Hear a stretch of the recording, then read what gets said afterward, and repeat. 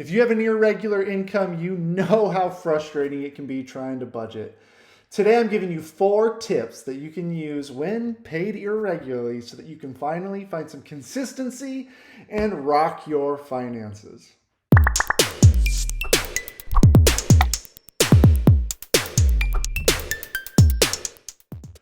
What's going on, everybody? Craig here, and I'm a financial coach who's passionate about helping people break the paycheck to paycheck cycle and finally find some peace of mind when it comes to their money.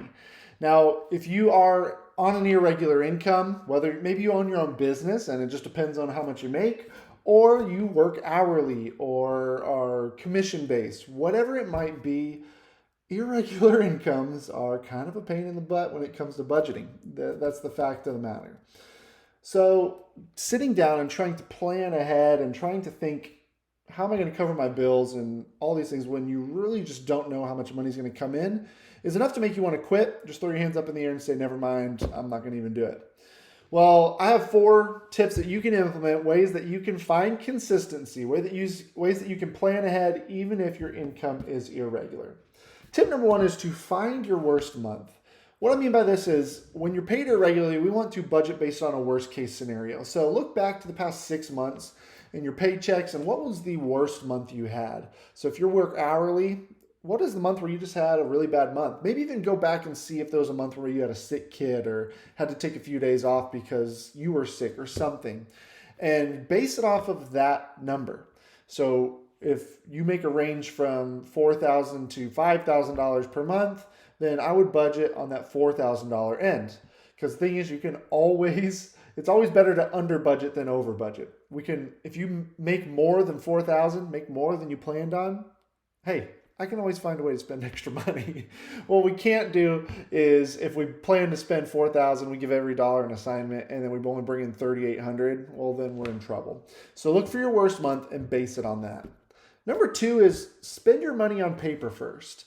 It's easy with irregularity if you are in food service and you get tips, and so you've got some money getting paid to you in paychecks, you got some money given to you in cash, so you've got money kind of all over the place. Or if you own a side hustle and so you got some money sitting in Venmo on top of your regular business, whatever it is, when we don't plan in advance, it's easy for things to get muddied up. It's easy for the irregularity to take over, and suddenly we're just constantly in this feast or famine. I got a really good paycheck, so we're going to live it up. I got a really small paycheck, so we're going to feel like we have nothing for a week, right?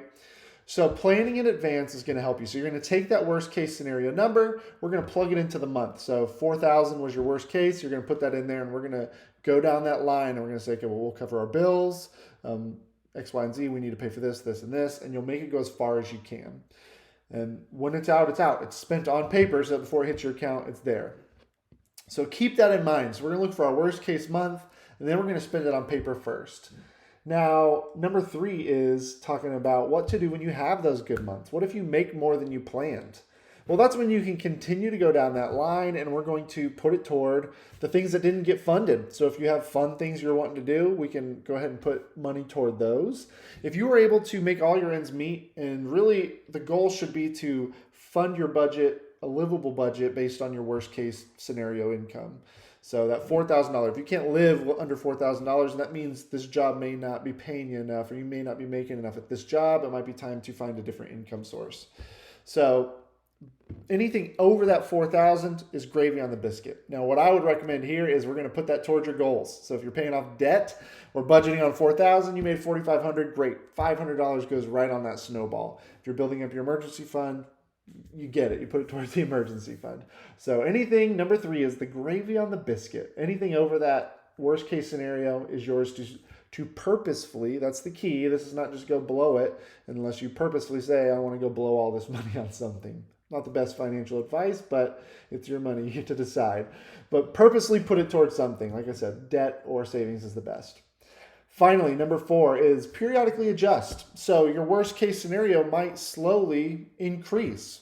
Hopefully not decrease, but you may go 6 months or so and realize, wow, I haven't really gotten below 4,500.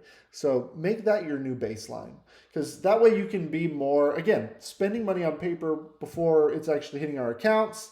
So by adjusting that number slowly, if you realize 45 is your new bottom floor, we can be more purposeful with that money, that $500, instead of doing 4,000 and then trying to put that excess towards something. So periodically adjust, keep an eye on it, make those tweaks as they come.